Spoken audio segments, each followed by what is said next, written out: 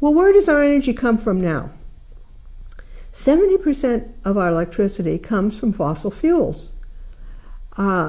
People don't like to accept this, but it is the case. About 50% comes from coal.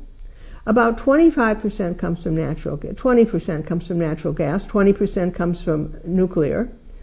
Hydro, big hydro that is 6%. And other sources, renewables, are less than about 3%. That's nationwide, and basically we're at 71% of electricity from fossil nationwide. A moment ago, I showed that for the country as a whole, 70% of our power comes from fossil fuels. But people may say, well, it's different here in New England. And it is different in New England.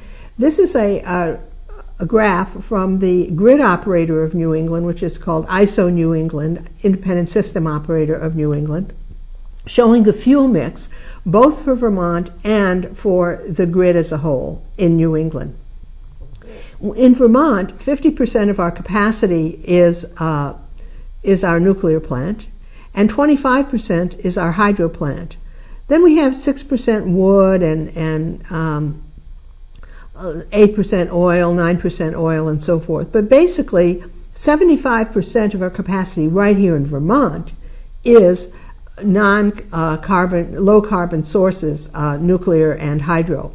But if we look at the grid as a whole, which is the orange lines, we see 38% natural gas, 24% oil, 9% coal, and so forth. So basically, if we take the nuclear out of the mix here and say, oh, we'll buy from the grid, we are going to be buying fossil fuel power. That is what's on the grid, and that's what we'll be buying. Here's another picture of Vermont. This is from the Department of Public Service. It was published by them, and it's on their website in March of this year. This is what's called committed electric resources. That is, these are people who power sources that have committed to supply electricity to Vermont. And if you notice that as a general rule, we use 6,000 gigawatt hours per year. Now a little more about Vermont electricity and where it comes from. The Department of Public Service in March put together this chart of committed electric resources for Vermont utilities. Now you see that the utilities in 2010 were using 6,000 gigawatt hours. Actually, that had fallen a bit because of the recession. It used to be about 6,300, whatever. Anyway, it's using about 6,000. And now if you look at the bottom left of the chart, you'll see that 2,000 of that was Vermont Yankee. That's that gray area at the bottom of the chart. And then that gray area falls off so that it's making about a quarter of that amount in 2012 and none in 2013. The white area above it is the old Hydro-Quebec contracts, which ended in 2016. Now, very happily for everybody, we have new Hydro-Quebec contracts, which are the gray contracts above those contracts, which were recently negotiated and go on past 2020.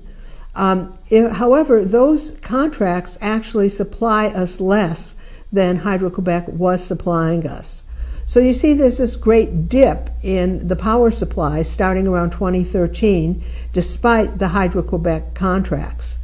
I want to say one other thing. There's a light blue line, which is wind turbines. These are committed resources, that is, developers in New Hampshire and Vermont have stated that they will be putting wind turbines online and selling the power. However, at least in Vermont, the wind turbines have been being fought tooth and nail, and the chances that some of that power won't come online or it'll come online later is, in my opinion, quite high. That won't actually fill out the way it looks like on the chart. Well, I've gone through the chart line by line pretty much. I want to point out, though, that the major thing in the chart is something I haven't talked very much about. There's a lot of gap over there to the right, and there's really nothing to fill it except trying to get power from the grid, which will be mostly fossil power. You see that about half of the demand of Vermont is not being met by committed resources at this time. This chart does not include the new power from Seabrook, but that would only meet about a third of the power that Vermont Yankee would have. So that is not filling up that chart. It's definitely raising the level a little, but it is not filling up the chart. So here's a picture of Vermont Yankee, and I like this picture particularly because it has a picture of Vernon Dam in front of it. One of the things people don't like to acknowledge about renewables is they take a lot of land. Vermont Yankee is sitting in the back there making 620 megawatts of power 90% of the time. Vernon Dam is sitting there, and it has filled in that big lake behind it, drowned a lot of farmland, and it makes 34 megawatts about half the time. You can't run a dam 100% of the time. You can only run it about some fraction of the time. Overall, you run the river about a third of the time. So the difference, it would take 20 Vernon dams to make the kind of power that Vermont Yankee makes. And we don't have room for 20 Vernon dams. Talk a little about sources for electricity. Electricity comes from fossil, nuclear, and renewables. There are different kinds of fossil, there are different kinds of nuclear, different kinds of renewables, but that's where it comes from. There's not some secret extra source. Let's talk about renewables a little. There's two types of renewables. There's dispatchable renewables, such as big hydro and biomass. These are available when you want them. You want the power to go on with hydro, you turn the dam to on. Like I say, it runs maybe 50% of the time, but you choose which 50% of the time. You're certainly going to run it on a hot summer day. Non-dispatchable renewables are in the control of nature. The wind blows when it blows, the sun shines when it shines. They are available when they are available. If it's a still day and a hot day, you can't turn the wind on. I mean, humans can't. So basically, these are what's called non-dispatchable renewables. And I want to talk a little about the limits of them for a bit. Non-dispatchable renewables turn on and off whenever they choose to, and sometimes many times in a day. Photovoltaics are subject to cloud cover. Wind is subject to, well, inconstant is the wind.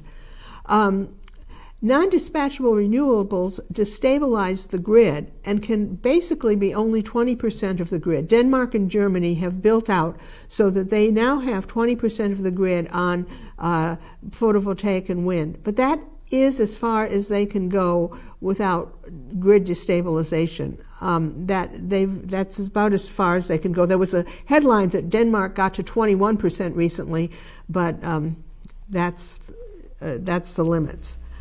Therefore, 80% of our power has to be dispatchable, which means it has to be nuclear, fossil, and big hydro. And from the rest of this talk, I am going to make a case for that nuclear is one of the better choices. Now, people say, well, using fossil after Vermont Yankee is a transition. It's a bridge. It's a bridge to renewables. Well, not really, because we can't get above 20% renewables with current technology on the grid. Eliminating Vermont Yankee will only add a tiny amount to global warming. I've heard that too. Tiny amounts don't matter. How come we're all switching out our light bulbs then? I mean, they either matter or they don't matter, and taking 600 megawatts and substituting fossil for it is going to matter. What is the 80% of our electricity going to come from? So we need all types of power. I believe we should be building out to 20% renewables, not building fossil plants, and gradually replacing fossil with nuclear. I think that's the path to a good low-carbon future. But, of course, the next question everybody asks is, a lot of nuclear, is it safe?